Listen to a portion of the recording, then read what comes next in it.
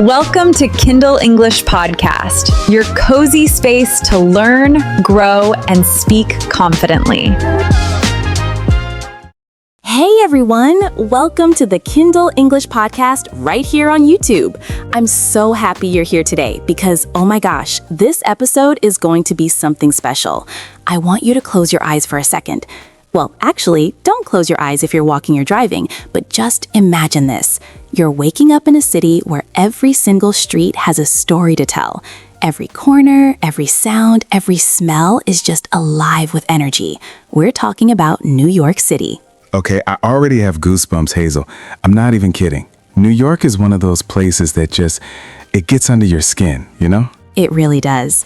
And here's the thing. Today, you're not just going to learn English, you're going to experience it.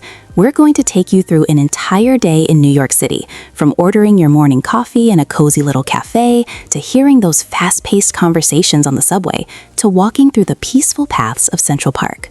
All of it in simple, clear English. And whether you're an English learner trying to build your confidence, or you're someone who's dreaming about visiting New York one day, this episode is for you. Like, we designed it so you can just put on your headphones, relax, and spend a beautiful day with us in the city, one sentence at a time. One English sentence at a time. I love that. And Finn, before we jump into our morning in New York, I just want to say, if you're new here, you found a really good podcast. We do this every week. Yeah, and do us a quick favor. If you're enjoying this, hit that subscribe button for the Kindle English Podcast. Share it with a friend who's learning English. It honestly makes such a huge difference for us. It really does. Okay, so Finn, New York. Where do we even begin? Because this is such a metropolitan city. Like, when people say metropolitan, they mean a major city that's this huge center of culture, business, everything. And New York is the definition of that. Oh, 100%. It's the most metropolitan place I've ever been. You step off the plane and it just hits you. The scale of it, the noise, the people. It's unlike anywhere else on earth. And you know what? The morning is actually my favorite part of New York. Before the chaos fully kicks in, there's this energy that's it's buzzing, but it's also kind of beautiful. Yeah, like the city is stretching and waking up. You can hear it. The coffee carts rolling out, the taxi horn starting, people rushing to work with their earbuds in. Everyone's got their head down and their coffee up. It's a very specific New York morning look. Okay, so let's start our day properly. It's about 7 in the morning. You walk out of your hotel, or maybe your Airbnb, and the first thing you need is coffee. Need, not want. Need. Coffee in New York is not optional, Hazel. It really isn't. And the coffee culture in New York is, honestly, it's incredible. You've got everything from the tiny independent cafes in the West Village to the big chains on every other block. And here's what I love. The whole ordering process is so fast-paced. Like, when I say fast-paced, I mean everything moves quickly. There's an energy to it, a speed. People know what they want and they say it fast. Oh man, the first time I ordered coffee in New York, I completely froze. The barista just looked at me like, "You done?" And I was still trying to figure out what a regular coffee meant, because in New York, a regular coffee means coffee with milk and sugar already in it. In a lot of other places, regular just means plain black coffee. Wait, really? I didn't know that when I first visited either. See, that's one of those little cultural things that nobody tells you about. Yeah, and if you're at a bodega, which for anyone who doesn't know, a bodega is a small convenience store or corner shop. They're everywhere in New York. The guys behind the counter are so fast. You walk in, you say medium coffee, light and sweet, and boom, it's in your hand in like 30 seconds. That's the bustling energy of New York right there. Bustling. That's such a great word for this city. It means really busy, full of activity, people moving in every direction. And a New York bodega in the morning? Peak bustling. I love that word, bustling. Can I describe myself as bustling? Like, sorry I'm late. I was being very bustling this morning. That's not quite how you'd use it, Finn. It's more for places and environments, like the streets were bustling with people. Fair enough. I'll stick to being late without the fancy vocabulary. But honestly, that morning coffee moment is where you start to feel the vibe of the city. You're standing in line, you hear all these different accents, different languages. New York is such a cosmopolitan place. And cosmopolitan means, it's made up of people from all over the world.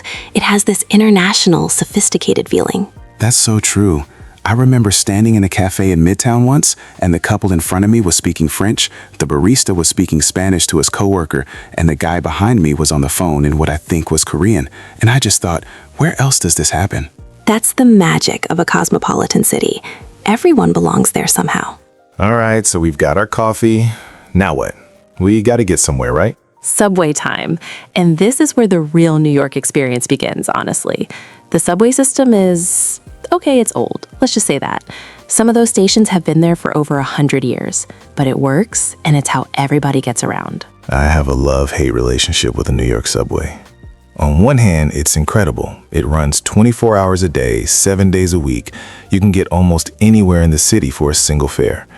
On the other hand, it can be really confusing if you're not used to it. It can, but here's the thing. New York is such a transit-oriented city. Transit-oriented means the whole city is basically designed around public transportation. The subway, the buses, everything connects. You don't need a car. In fact, most New Yorkers don't even have one. Okay, but Hazel, can we be real for a second? The subway is also kind of an adventure. Like, you might see a full jazz band performing on the platform. You might see someone eating a 3-course meal on the train. I once saw a guy bring an entire couch onto the subway. A couch? A full couch. I don't know how he got it through the turnstile, but he did. That's New York for you. That is so New York. And you know, that's what makes the subway such an immersive experience. And when I say immersive, I mean it totally surrounds you. You're in it. The sounds, the people, the movement. You're not just observing the city, you're part of it. Is that the same as saying you're immersed in the culture? Exactly the same idea. Immersive comes from immerse, which means to be completely surrounded by something. So an immersive experience is one where you're totally inside it, not just watching from the outside. I think the subway is honestly the most immersive part of New York. More than Times Square, more than anything. Because it's real. It's where real New Yorkers live their actual lives. And if you're listening right now and you're a little nervous about the idea of using the subway, don't be. It's honestly not that complicated once you figure out the basics. There's an app called the MTA app, and Google Maps works great too. You just type in where you want to go, and it tells you exactly which train to take. And people in New York are actually way nicer than their reputation. If you look lost, someone will probably help you. I've had strangers literally walk me to the right platform. That's the diverse, real, human side of the city that people don't always see in movies. Okay, so we hop off the subway and we're in Midtown Manhattan. And this is where it hits you. This is the New York you've seen in every movie, every TV show, every photograph. The skyscrapers. Oh my gosh, the skyscrapers. You're just walking and your neck is craning upward and you feel so small. The architectural beauty of Midtown is genuinely awe-inspiring. And I mean awe-inspiring in the truest sense. It fills you with awe, with this feeling of wonder and amazement. You know what's interesting? I've been to a lot of big cities, London, Tokyo, Dubai, and New York's architecture still hits different. There's something about the way the old buildings sit right next to the new ones. You've got these Art Deco masterpieces from the 1920s right next to these sleek contemporary glass towers. When you say contemporary, what do you mean exactly? Contemporary just means modern, belonging to the present time. So when I say contemporary architecture, I mean the new, current-style buildings, the ones with all the glass and steel and crazy geometric shapes. And that contrast is what makes New York so architecturally interesting. You can literally see the history of the city just by looking at the buildings on one block. You've got something from 1910, something from 1950, and something that was finished last year. And the streets themselves are... Hazel, how would you describe walking through Midtown at like 10 in the morning? Electrifying. That is the only word. Electrifying. It means it gives you this jolt of energy, this thrill, this excitement that just shoots through you. The crowds, the yellow taxis, the food carts, the steam coming up from the street grates. It's like being inside a living, breathing organism. The steam thing always gets me. The first time I saw steam coming up from the ground in New York, I thought something was on fire. I was genuinely concerned. That's so funny. No, it's just the steam from the underground heating system. But it does look very dramatic and cinematic, right? Very cinematic. I felt like I was in a movie just standing on the sidewalk. And that's the thing about New York. The whole city feels like a movie set, except it's all real. Every single person you pass has their own story, their own life, their own reason for being on that exact sidewalk at that exact moment. That's actually really beautiful, Finn. And I think that's why so many people fall in love with this city. It's vibrant. Everything is alive and colorful and energetic. Vibrant is one of those words that it captures New York perfectly. The most vibrant place on earth. I'll stand by that. Okay, so after all that Midtown energy, we need a break. And luckily, New York has the most incredible escape right in the heart of the city. Central Park. Central Park, 840 acres of green right in the middle of Manhattan. And the moment you walk in, the noise just drops. It's like someone turned the volume dial from 10 to 3. I have such good memories of Central Park. The first time I went, I walked in from the south entrance near Columbus Circle, and within like 2 minutes, I could hear birds, actual birds, in the middle of a city of 8 million people. It's such a contrast, right? And that's what makes New York so multifaceted. Multifaceted means it has many different sides, many different aspects. So the city isn't just one thing. It's the noise and the peace, the chaos and the calm, all at the same time. Is multifaceted the same as saying something is complex? It's similar, but multifaceted has this idea of like a diamond, you know? A diamond has many facets, many surfaces. So when you say New York is multifaceted, you mean it has all these different faces and dimensions that you discover as you explore it. That's a really good way to explain it. So what do people actually do in Central Park? Because it's huge, right? It's massive, and people do everything there. You've got joggers on the paths, people rowing boats on the lake, musicians playing under the bridges. There's the Bethesda Fountain, which is this absolutely iconic spot. And iconic means something that's so famous, so recognizable, that it represents the whole place. Bethesda Fountain is Central Park for a lot of people. I've seen it in so many movies. Every rom-com set in New York has a scene at that fountain, I swear. Every single one. And then there's Strawberry Fields, which is the memorial for John Lennon. People leave flowers there every single day. There's the zoo, the Shakespeare Garden, Belvedere Castle. Wait, there's a castle in Central Park? There's a castle in Central Park, Belvedere Castle. It's this gorgeous little stone structure up on a rock, and you can see the whole park from the top. It's one of those awe-inspiring views that just takes your breath away. You said awe-inspiring earlier for the skyscrapers, and honestly, it works just as well for the park, because they're both impressive for completely different reasons. Exactly. The skyscrapers give you awe because of human creation, and the park gives you awe because of how nature and design work together. And I think this is a good moment to mention. If you're listening and you've never been to New York, tell us in the comments what's the first thing you'd want to see. I'm genuinely curious. Yeah, we read those comments. We really do. And it's so cool to hear from people all around the world about their dream trips and their English learning journeys. All right, Hazel. It's lunchtime, and this is where New York gets really interesting. Because the food scene in this city is, I don't even know where to start. The food. Oh, this is one of my favorite parts. New York's food scene is a direct reflection of how diverse the city is. And diverse means there's a huge variety. Different cultures, different backgrounds, different traditions, all living side by side. You can eat food from literally every country on earth in New York. I'm not exaggerating. You could eat a different cuisine every single day for a year and still not try everything. You've got Chinatown, Little Italy, Korean barbecue in K-Town, Dominican food in Washington Heights, Ethiopian restaurants in Harlem, incredible Jewish delis on the Lower East Side. And that diversity is what makes the food so dynamic. Dynamic means it's constantly changing, evolving, getting more exciting. The food scene in New York never stays the same. There's always a new restaurant, a new fusion concept, a new food truck everyone's losing their minds over. Okay, I have to tell this story. Last time I was in New York, I had the most spontaneous lunch experience ever. I was walking through the East Village with no plan at all, and I smelled something incredible coming from this tiny little place with like 4 tables. No sign, no Yelp reviews, nothing. I just walked in. And what was it? It was this Ukrainian grandmother making pierogi by hand in the back. Handmade pierogi with caramelized onions and sour cream. And it was maybe the best meal I've ever had in my life. Like $7 for a plate of perfection. See, and that is so New York. That spontaneous discovery, spontaneous meaning it wasn't planned, it just happened in the moment. That's one of the most magical things about this city. The best experiences are the ones you don't plan. That's true. And I think that's actually good advice for English learning too, right?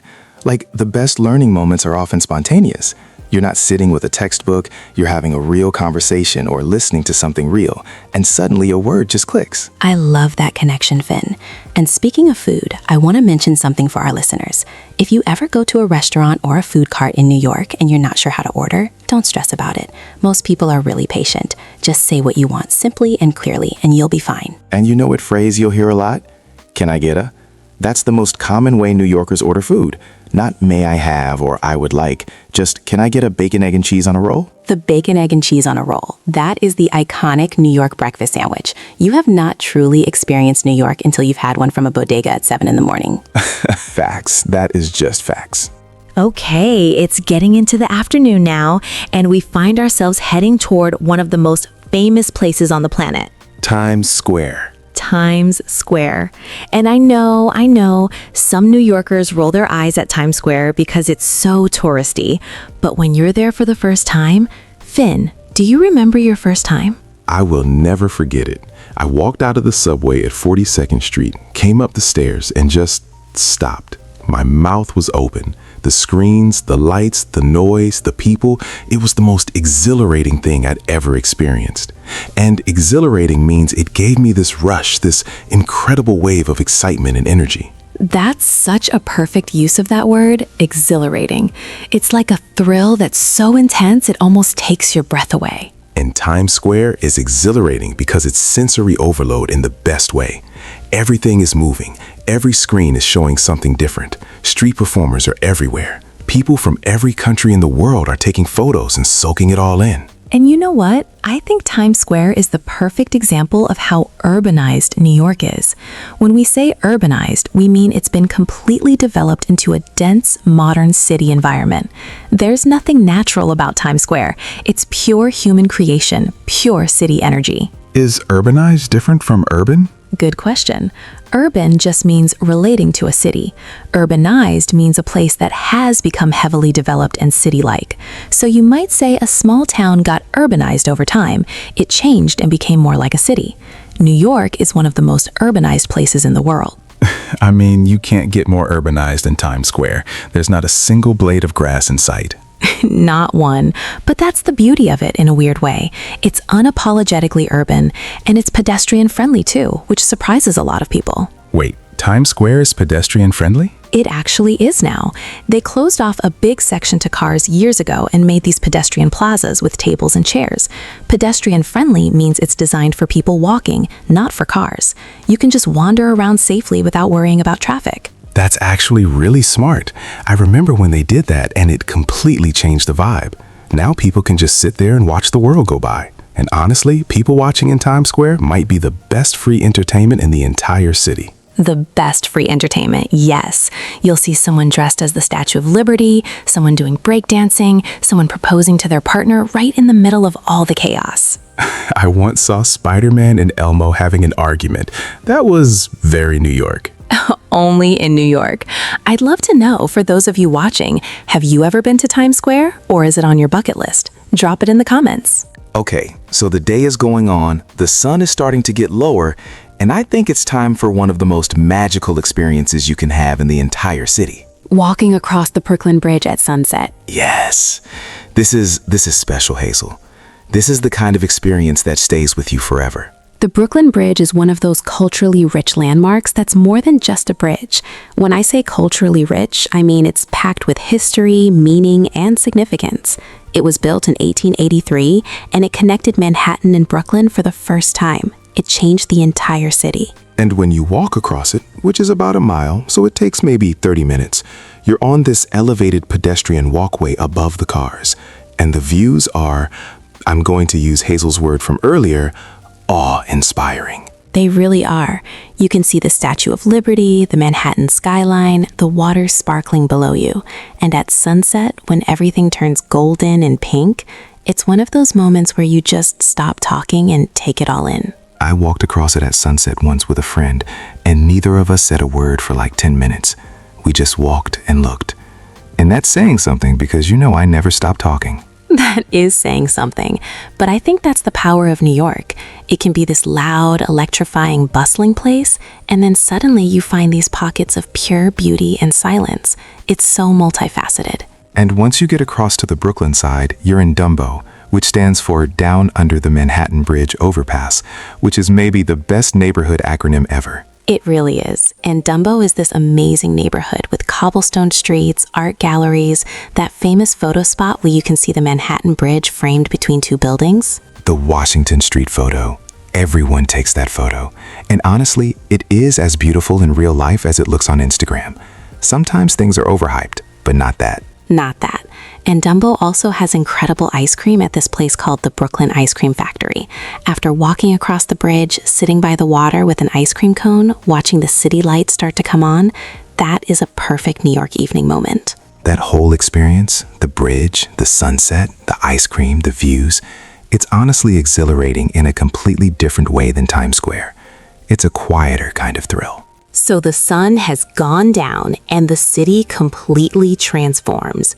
New York at night is a whole different animal. This is when the city earns its nickname, the city that never sleeps, because it actually, literally does not sleep. At midnight in Manhattan, there are still restaurants open, people on the streets, things happening. And the energy shifts. During the day, it's this productive, get things done energy. But at night, it becomes more, I want to say, culturally rich in a different way. The theaters light up on Broadway, the jazz clubs open in the Village, the comedy shows start in the basements of old buildings. You know what I love? Walking through Greenwich Village at night. The streets are narrower, the buildings are shorter, and you can hear live music drifting out of little bars and clubs. It feels like a completely different city from Midtown. And that's part of what makes New York so dynamic. Remember we talked about dynamic earlier? Constantly changing and evolving? Well, the city is literally dynamic from hour to hour. Morning New York is different from afternoon New York, which is different from midnight New York. Each version has its own personality. Do you think that's true of other cities too? Or is New York unique in that way? That's interesting. I think most big cities change throughout the day, but New York does it more dramatically than anywhere else I've been. The volume, the pace, the types of people out, it all shifts. London sort of quiets down after a certain hour. Tokyo has its nightlife, but it's more contained. New York just keeps going everywhere, all the time. I agree with that. And I think it's because of how pedestrian-friendly a lot of the city is. When people can just walk around safely at all hours, the city stays alive. You don't need to get in a car and drive to a specific nightlife district. The nightlife is the streets. That's such a good point. The pedestrian-friendly design of neighborhoods like the Village, Soho, the Lower East Side, that's what keeps the energy going at night. Plus, let's be honest, New York pizza at 2 in the morning hits different. There's nothing like grabbing a dollar slice after a night out. The dollar slice, a true New York institution. And it's honestly delicious. Like, it has no right being that good for that price, but it is. It's the ultimate New York experience. You're standing on the sidewalk, folding your pizza in half, because that's how you eat New York pizza. You fold it, and watching the city still buzzing around you at 1 in the morning. And you realize that every person still out at that hour has their own story. The nurse coming off a shift, the musician packing up after a gig, the couple walking home from a Broadway show. It's the most vibrant, alive place, even in the middle of the night. That's what makes it iconic, right? We used that word earlier for Central Park, but the whole city is iconic. It represents something bigger than itself.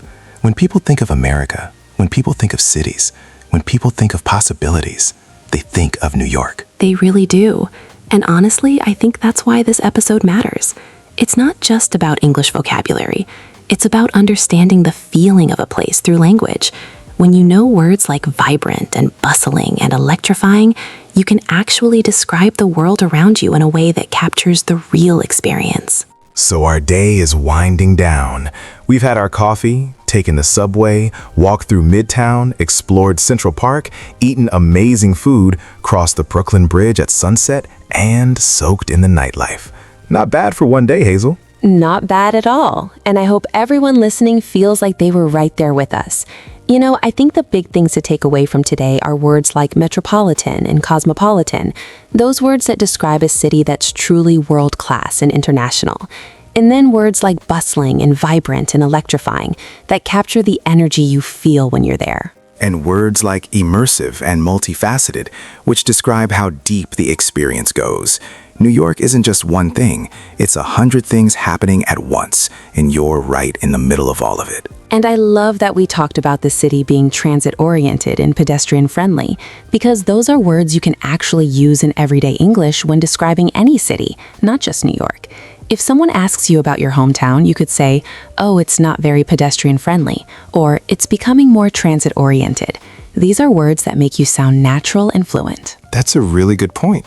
These aren't just New York words, they're English words you can take anywhere. And I think that's what we want for everyone listening to the Kindle English podcast. Not just vocabulary, but confidence.